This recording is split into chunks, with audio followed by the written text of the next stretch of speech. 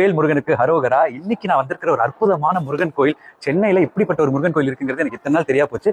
எல்லாரும் இப்போ சிறுவாபுரியில போய் முருகனை பாக்குறாங்க. அந்த சிறுவாபுரியில இருந்து ஜஸ்ட் 5 கிலோமீட்டர் தூரத்துல ஆண்டார் குப்பம் அப்படிங்கிற ஒரு அற்புதமான ஒரு முருகன் கோயில் இருக்கு. இங்க வந்து கேட்டா ஸ்தல வரலாறு கேட்டா ஐயோ முருகன் இங்க வேற லெவல்ல இருக்காரு.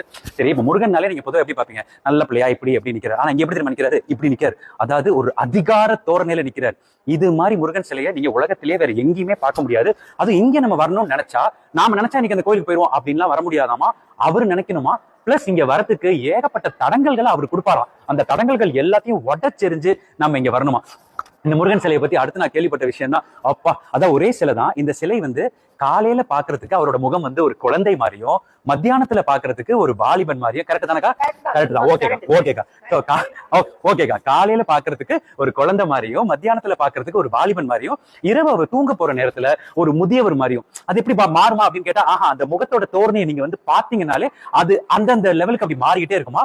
சோ இந்த ஸ்தலத்தோட குட்டி ஸ்டோரி என்னன்னு பாத்தீங்கன்னா, பிரம்மன் வந்து ரொம்ப அகந்த பிடிச்சி தனக்கு தான் பிரணவ மந்திரம் தெரியும் அப்படின்னு பயங்கர ஒரு அகந்தையில இருந்த போது முருகனை பாக்குறாரு. முருகன் டக்குன்னு பிரம்மன்ட்ட, எங்க உனக்கு வந்து பிரணவ மந்திரம் தெரியும்னா எனக்கு அதை சொல்லு பார்ப்போம் அப்படின்னு கேட்கிறாரு. அதை சொல்ல தெரியாம பிரம்மன் திணறும் போது அவர் தலையில நங்குன்னு முருகன் கொட்டு வச்ச ஒரு இடம் தான் இந்த ஸ்தலம் அப்படின்னு சொல்றாங்க. சோ அது எல்லாமே இங்க வந்து கல்வெட்டுகள்ல இருக்கு. அதாவது ரொம்ப அழகான கல்வெட்டுகள்ல அந்த பிரம்மனை வந்து குட்டுனதா இருக்கட்டும், அதுக்கப்புறம் வந்து பிரம்மனை வந்து அவரு ப்ரே பண்ணதா இருக்கட்டும், அதுக்கப்புறம் இங்க தீர்த்தம் இல்லைன்னு சொல்லி ஒரு முனிவர் வந்து வேண்டவும் பக்கத்துல முருகனோட வேலால இங்க பக்கத்துல ஒரு பெரிய ஏரியே கிரியேட் பண்ணி அந்த தீர்த்தத்துலதான் இன்னைக்கு வரைக்கும் நம்ம ஆண்டார்குப்பம் பாலசுப்ரமணியருக்கு அற்புதமான ஒரு அபிஷேகம் நடந்துட்டு இருக்கு. இந்த மாதிரி 1, 2 இல்ல. அது மட்டும் இல்லாம இப்பவும் அந்த முனிவரோட சிலை இங்க வந்து சமாதி வடிவத்துல இருக்கு. அது வந்து ஒரு சிவனோட சிலை மாதிரி இருக்கும் அப்படி பாக்குறதுக்கு. பட் அந்த சிவனோட சிலைக்கு கீழே அந்த முனிவர் வந்து இப்பவும் இருக்காரு ஜீவ சமாதியா அப்படிங்கிறது ஒரு ஐதீகம். கரெக்ட் தானக்கா? ஓகேக்கா. என்னக்கா என்ன மரம் இருக்கு? வில்வ மரத்துக்கு கீழே. அதான் இந்த ஏரியாக்காரங்க சொல்றதுதான் எனக்கு எல்லாமே. சோ ஓகேக்கா, வில்வ மரத்துக்கு கீழே அந்த முனிவர் அங்க இருக்காரு. அது மட்டும் இல்லாம அருணகிரிநாதர் தி கிரேட் எத்தனையோ பாடல்கள் சிவனுக்குலாம் எழுதியிருக்காருல, அவர் வந்து முருகனுக்காக ஒரு பாடலை இங்க எழுதி அந்த பாடலையும் இங்க வந்து கல்வெட்டுகள்ல போட்டு வச்சிருக்காங்க. இந்த பாடலை எழுதுன அப்புறம் தான் அருணகிரிநாதர் ஜீவ சமாதி ஆயிருக்காருன்னு சொல்லி ஏகப்பட்ட விஷயங்கள் இருக்கு. சோ எதுக்காக இந்த வீடியோ நான் போட்டேன்னா, வேகமா சிறுவாபுரிக்கு வந்து பயங்கரமா கூட்டமா அவரை பார்த்துட்டு நீங்க போறவங்களா இருந்தா அங்க இருந்து ஜஸ்ட் 5 கிலோமீட்டர் தூரத்துல வந்து பாருங்க.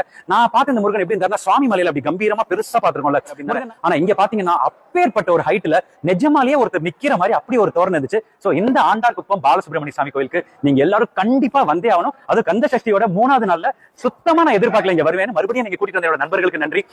இந்த வீடியோ எடுத்துட்டு இருக்கிற இந்த கோயிலோட ஒரு சுவாமி அவர்களுக்கும் நன்றி.